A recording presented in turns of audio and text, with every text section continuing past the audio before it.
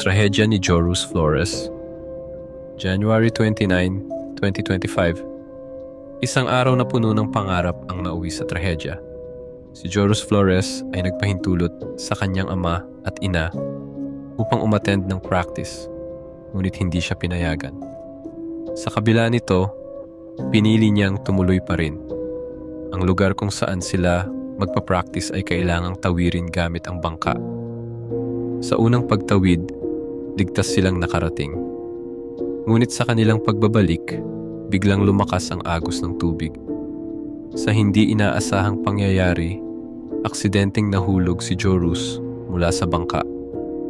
Hindi niya intensyon na maligo o lumangoy, ngunit dahil sa lakas ng agos, hindi na siya nakabalik sa bangka at tuluyang inanod. Mula noon, walang tigil ang paghahanap sa kanya. Ang kanyang pamilya, mga kaibigan, at buong komunidad ay nagkaisa sa pananalangin at pagsisikap na mahanap siya. Sa social media, maraming nagpaabot ng kanilang panalangin at pakikiisa, umaasang matatagpuan pa si Jorus. Hanggang ngayon, hindi pa rin sumusuko ang lahat. Umaasa silang muling makakapiling si Jorus at mabibigyan ng kasagutan ang kanyang pagkawala. Patuloy ang paghahanap kay Jorus Flores. Ayon sa mga ulat, ang mga rescuer ay gumagamit na ng mga makabagong kagamitan tulad ng water drone upang masuri ang ilalim ng dagat at mapabilis ang paghahanap. Sa kabila ng mga pagsisikap na ito, nananatiling wala pa ring konkretong ebidensya o impormasyon tungkol sa kinaroroonan ni Jorus. Dahil dito, may mga netizens na naglalabas ng iba't ibang teorya at espekulasyon sa social media, particular na sa TikTok. Ang ilan ay nagmumungkahi na maaaring may nangyaring foul play, habang ang iba naman ay naniniwala na posibleng buhay pa si Jorus at nasa ibang lugar.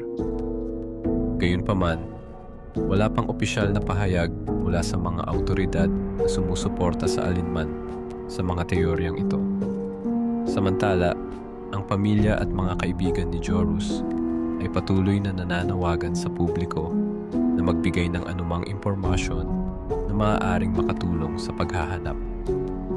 Maraming netizens ang nagpaabot ng kanilang pakikiramay at suporta sa pamamagitan ng mga mensahe at video sa TikTok na nagpapakita ng kanilang pag-asa na matagpuan si Jorus sa lalong madaling panahon. Sa kabila ng iba't ibang ulat tungkol sa pagkawala ni Jorus Flores, patuloy pa rin ang kalituhan sa kanyang kinaroroonan.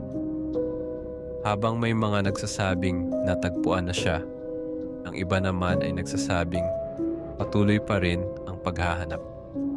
Sa ngayon, wala pang opisyal na pahayag mula sa mga awtoridad na nagkukumpirma sa kanyang kalagayan.